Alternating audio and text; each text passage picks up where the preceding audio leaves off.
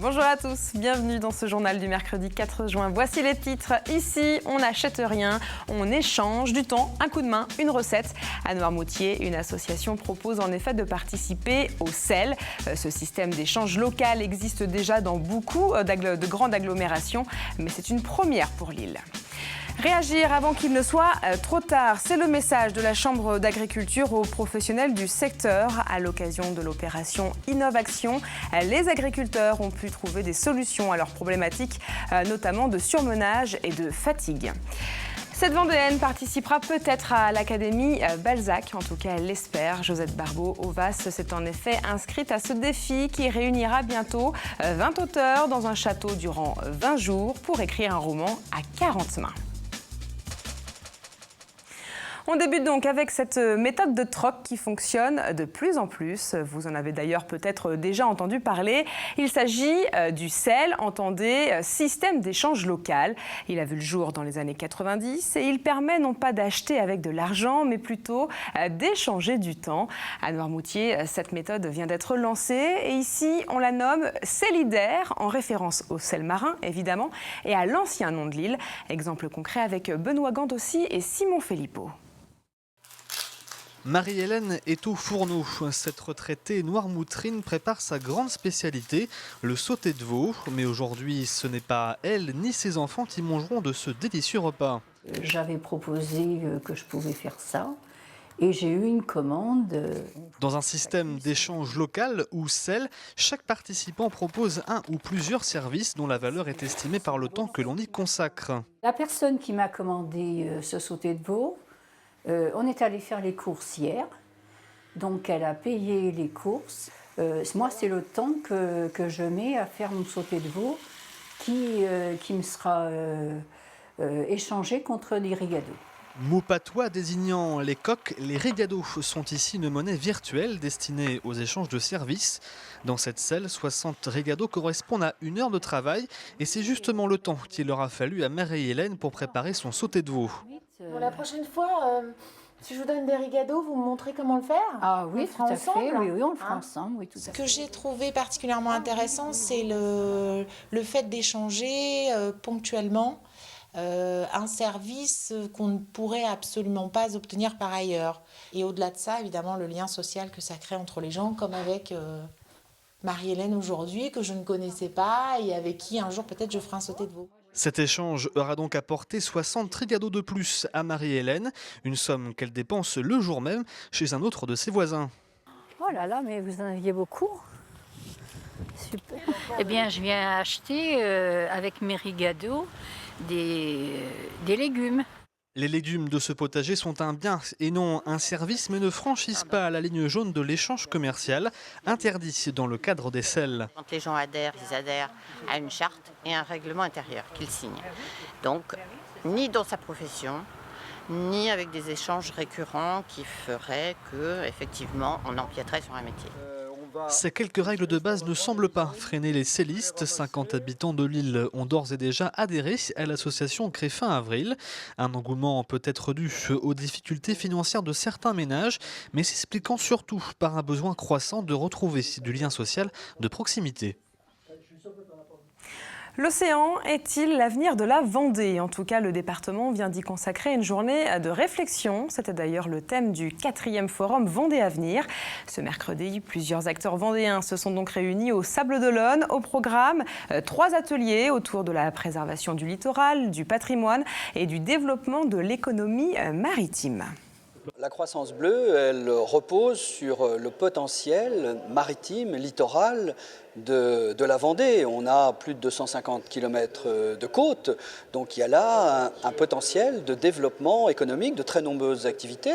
Bien sûr, les activités portuaires, les activités de la pêche, les activités du tourisme, la filière nautisme aussi, bien sûr, de l'industrie nautique. Voilà, tout ça a été balayé dans cette table ronde sur, en effet, les enjeux du littoral vendéen.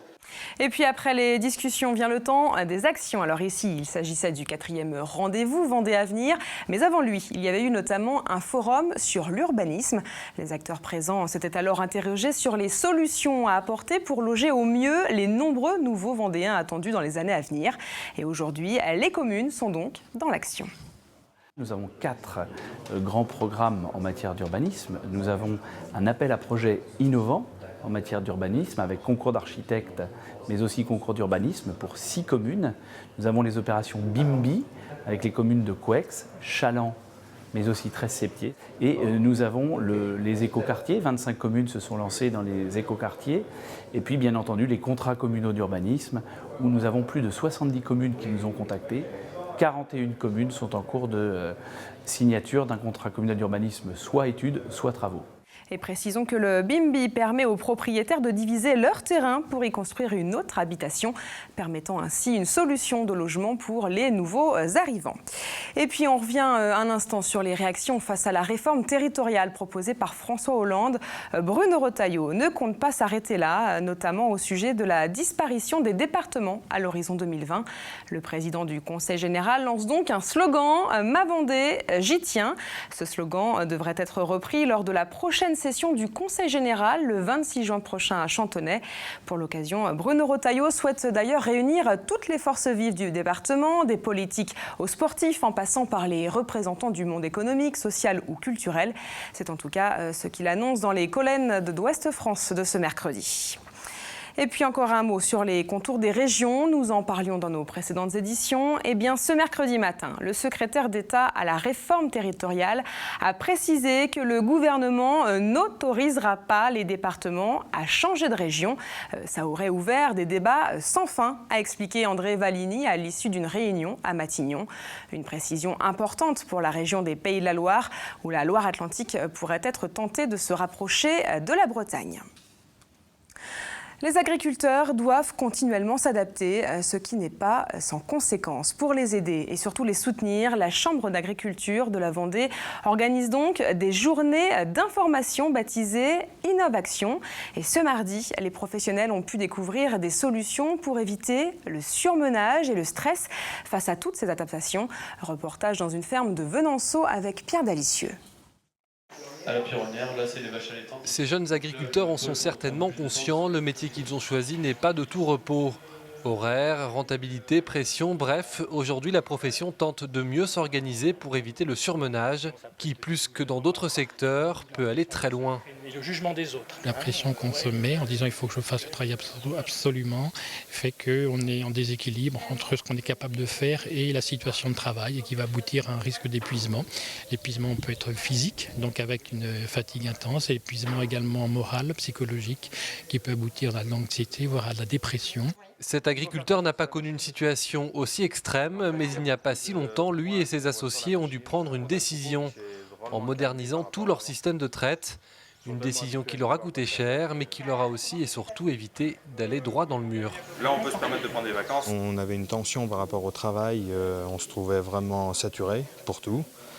Donc on avait besoin de se libérer du temps. Et aussi à cause de problèmes de santé, il fallait qu'on investisse. Et c'est bien le message qu'a voulu faire passer la Chambre d'agriculture de Vendée à ses professionnels. Mieux s'organiser avant qu'il ne soit trop tard. On a de l'innovation technique qui permet des moyens d'alléger le travail, de pouvoir s'entendre les associer les uns avec les autres, que le renouvellement dans les exploitations est possible par des jeunes et que tout cela, c'est une question de maîtrise des personnes et de ne pas se laisser prendre par le quotidien, par le stress, le surmenage. En effet, ce secteur a beaucoup évolué ces dernières décennies. Le métier d'agriculteur aujourd'hui n'a plus grand-chose à voir avec celui de nos grands-parents. Il est de plus en plus tourné vers les nouvelles technologies. Mieux récupérer, moins travailler. Et puis notez que l'opération Innovaction se poursuit jusqu'au 20 juin avec d'autres rendez-vous. Pour en savoir plus, vous pouvez vous rendre sur le site de la Chambre d'agriculture. Un mot à présent de cette manifestation à l'appel du Parti communiste. Hier, au Bourg-sous-la-Roche, les manifestants entendaient dénoncer ce projet d'école catholique hors contrat, donc indépendante de l'enseignement privé. Cette école devrait voir le jour à la rentrée prochaine. Et ce genre d'établissement est, selon eux, une dérive de nature à rallumer la guerre scolaire entre public et privé, avec en outre un risque de repli communautaire. Fin de citation. Et du côté de l'association qui porte le projet, on estime que les réactions sont, je cite, disproportionnées et on tient à rappeler que l'éducation fait partie de la responsabilité des parents. Plus légèrement, un mot pour vous dire que la Vendée accueille jusqu'à vendredi les championnats de France de raid collège. 240 jeunes venus de toute la France vont donc se retrouver sur les communes de Saint-Vincent-sur-Jard, la Tranche-sur-Mer, le Bernard et Longeville. Au programme, courses d'orientation, VTT et canoë-kayak. Et ce championnat de France se déroule dans le cadre de l'UNSS, le sport proposé au sein des établissements scolaires. Et puis, décidément, la jeunesse et le sport sont à l'honneur en ce moment, puisque ce mardi, plus de 250 élèves de 6e de Fontenay-le-Comte se sont retrouvés pour une journée d'activité et d'information. Les collégiens ont pu découvrir l'équitation, le tir à l'arc ou encore le karaté. Mais ce rendez-vous était également l'occasion de les sensibiliser sur les sujets de la santé, notamment au travers d'ateliers sur l'alimentation ou la relaxation. Des images signées Jean-Marie Bidot. Une vie normale est encore possible après un cancer. C'est le message de Jean-Michel Bremeau. Et ce Vendéen de 50 ans sait de quoi il parle puisqu'il a lui-même été atteint d'un cancer. Aujourd'hui, 14 ans plus tard, il se lance un défi pour prouver que la vie peut reprendre son cours. Alix Lanos l'a rencontré. Portrait. Difficile quand on le voit sur son vélo d'imaginer qu'il y a quelques années seulement, il se battait encore contre le cancer. Dès la fin de sa chimiothérapie, Jean-Michel reprend son travail et le sport, en particulier le vélo. Aujourd'hui, il se sert de cette passion pour délivrer son message. Montrer aux gens que malgré tout, avec du temps, on arrive avec notre volonté, notre courage. Je vais donc réaliser cette chose-là pour montrer aux gens qu'on est capable de le faire.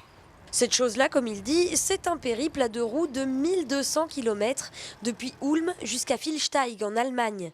8 étapes d'environ 150 km par jour. Ce défi, il ne le relèvera pas seul, mais avec ses copains de vélo. Au-delà de l'exploit sportif, ils sont tous très fiers de pédaler contre le cancer. Michael est le plus jeune du groupe et reconnaît qu'il est admiratif de la volonté de Jean-Michel. Oui, parce que il est passé certainement par des moments très durs et puis c'est vrai qu'en arriver là, c'est beau quoi. Le petit groupe s'élancera donc sur la route samedi matin.